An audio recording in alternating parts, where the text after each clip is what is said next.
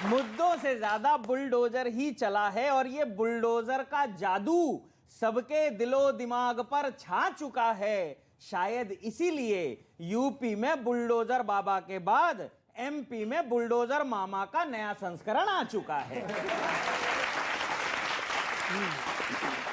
और समर्थन वाली पंक्ति अब देता हूं, नया संस्करण आ चुका है। वैसे चुनावों में बुलडोजर का प्रयोग बड़ा निराला है, तो ये बताइए आगामी चुनावों में बुलडोजर ताऊ, बुलडोजर भाऊ, बुलडोजर अन्ना क्या क्या आने वाला है? क्या क्या आने वाला है? पर क्या ये बुलडोजर सिर्फ विधानसभा चुनावों के लिए ही बना है या इसके केंद्रीय लेवल पर भी आने की संभावना है? पर इस चुनाव में बुलडोजर का होना बिल्कुल नहीं खला, और व्यंग की एक पंक्ति दे रहा हूं संभालना, पर इस चुनाव में बुलडोजर का होना बिल्कुल नहीं खला। मुद्दों को ऐसे समतल किया कि बेरोजगारी, महंगाई, कानून व्यवस्था कहां दब गए पता ही नहीं चला। हाय क्या बात है, कहां दब गए पता ही नहीं चला। और ये मित्र मेरे अभी जो बात कह रहे थे, आप तो चुनाव जीत गए, आपका काम तो हो गया, आप तो चुनाव जीत गए, पर बुलडोजर के नए बिजनेस शुरू करवा दिए और जो हुआ सो हुआ, पर प्रचार करके बुलडोजर के रेट और बढ़वा दिए। महंगे मिल रहे हैं अब, बुलडोजर के रेट और बढ़वा दिए। अब हर चुनाव में बुलडोजर फ्रंट लाइन पे नजर आएगा। वैसे तो इसका काम मलबा उठाने का है, पर वोट बटोरने के लिए इसके प्रयोग का क्रेडिट भाजपा को ही जाएगा। बहुत अच्छे। नहीं, अब बताइए सर, बुलडोजर का इन्वेंशन कब हुआ बुलडोजर था? का काम सिर्फ मलबा उठाना नहीं है। अभी तक बुलडोजर उठाता था, अब एक और काम कर रहा है। जितने खतरनाक जीव जंतु हैं सबको अपने बिल में वापस अंदर घुसेड़े दे रहा है। नहीं, कुछ वो आपने वो पंक्ति चला था ना हम लोग क्या चुनाव प्रचार के दौरान, आपने याद है ना वो, कि बिलवा में घुस जाएला सब सांप बिच्छू गोजर और चलेला जब चाप के बाबा का बुलडोजर। वो सिर्फ उठाता नहीं है, अंदर ही पहुंचा। तो कल केजरीवाल जी ने कहा था कि मोदी जी को मुझसे डर लगता है। मैंने पूछा भूत हो क्या? मैंने मोदी जी को समझाया दादा कल ही कि कांग्रेस का तेल निकालने, बात बताऊं, मेरा पंच फूटने दो ना। नहीं, तेरा पंच भी आ जाएगा पर मेरा पंच चला जाएगा। मैंने कहा ना कि तू भूत है क्या? मोदी जी भी भूतों को ही रगड़ते। तो मैंने मोदी जी को समझाया कि कांग्रेस का तेल निकालने से देश में तेल की कीमतें कम नहीं होंगी। अब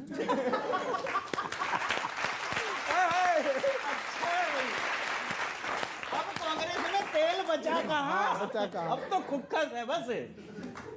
आप तो सर राज्यसभा में एमपी हैं, तो राज्यसभा में आजकल बढ़ती कीमतों पे बड़ा हंगामा हो रहा है। नहीं, तेने शायद क्यों लगाई है इसमें? हो सकता उनको ये बात पता ना हो सकता उनको बताया ना गया हो। तो सर राज्यसभा में भी काफ़ी इस पे हंगामा चल रहा है। तो एक व्यंग मैं सुनाना चाहता हूँ कि जो महंगाई हमारे देश में बढ़ रही है, तो एक कवि का फर्ज होता है कि वो व्यंग अपनी कविता का धर्म भी निभाए। कि न्यूज़ चैनल पर एक खबर आई, न्यूज़ चैनल पर एक खबर आई कि एक महिला अपना 1 वर्ष का बच्चा केवल 100 रुपये में बेच आई। न्यूज़ चैनल पर खबर आई कि एक महिला अपना 1 वर्ष का बच्चा केवल 100 रुपये में बेच आई। नेताजी को हंसी आई, बोले कहाँ है महंगाई? नेताजी को हंसी आई, बोले कहाँ है महंगाई? अरे बेवकूफो, यह देश तुमको महंगा दिखता है जहाँ 1 वर्ष का बच्चा मात्र 100 रुपये में बिकता है। भाई वाह, बहुत अच्छा, बहुत अच्छा, बहुत अच्छा। किशन सुनिएगा कि जीते हैं प्रदेश 4, एक में करारी हार। बढ़िया।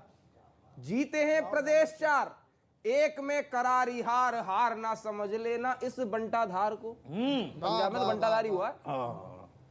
जीते हैं प्रदेश 4, एक में करारी हार, हार ना समझ लेना इस बंटाधार को, और जीत का करो प्रचार, हाँ। हार पे करो विचार। हाँ, बहुत बढ़िया। जीत का करो प्रचार, हार पे करो विचार, काफी होता है इशारा ही समझदार को, काफी होता है इशारा ही समझदार को, और चुनावों से पहले कवियों से ले लेते सलाह। ये भी ठीक है। चुनावों से पहले कवियों से ले लेते सलाह, सौंप देते एक धारदार हथियार को। चुनावों से पहले कवियों से ले लेते सलाह, सौंप देते एक धारदार हथियार को, और आपकी पंजाब में भी बन जाती सरकार, आपकी पंजाब में भी बन जाती सरकार, लड़ाते चुनाव जो हमारे सरदार को। बढ़िया, अच्छा काम कर रही है तू।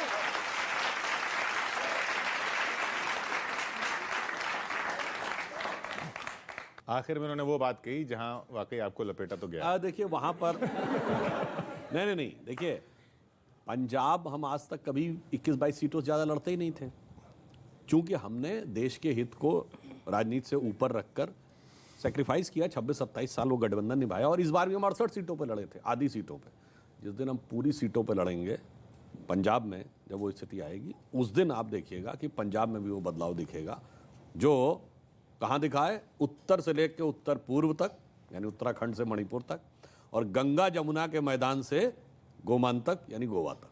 अच्छा सर, मैं एक चीज बीच में रह गई थी, वो जो फिल्म पे टैक्स फ्री करी है आपने, अब कह रहे जनता का फायदा होगा टैक्स फ्री करने से, जो लोग नहीं देख रहे जा रहे उनके कम से कम वो टैक्स वाले पैसे अकाउंट में डायरेक्ट भेजेंगे कैसे, मतलब क्या? आज बढ़िया कर रहा है लड़का। वैसे इस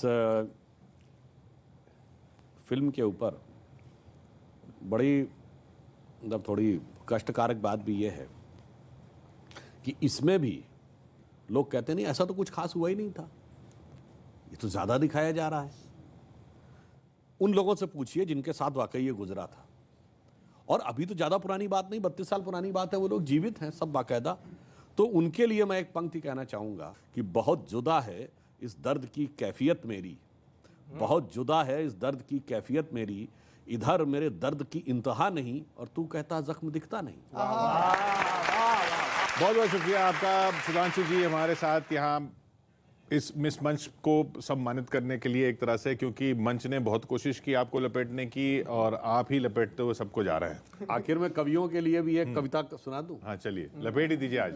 नहीं लपेटे नहीं, सीरियस। देखिए ये जो कवि शब्द है ना, आप लोगों को तो पता होगा, कवि का मतलब होता है क्रिएट करना, और ये ईश्वर के लिए सबसे पहले वेदों में आया है, बिकॉज उसने क्रिएट किया है। तो कवि के अंदर सृजनात्मकता की एक क्षमता होती है। ईश्वर ने ही सारा संसार क्रिएट किया ना, इसलिए उसे कहते हैं हृदय प्रतिष्ठा कवयो मनीषा, मतलब जो कहते हैं ना कि मन रूपी जो अव्यक्त बीज था उसको धारण किया।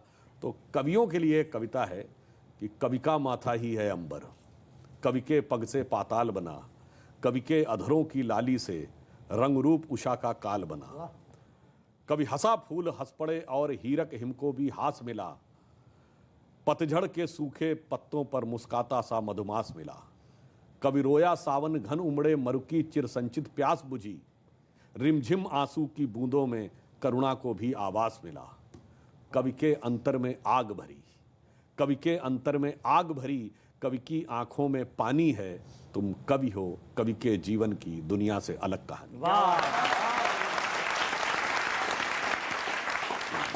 बहुत बहुत शुक्रिया आप सभी का। अगले हफ्ते मिलते हैं इसी चैनल पर, इसी वक्त, इसी कार्यक्रम में, लपेटे में नेताजी। देखते रहिए न्यूज़ 18।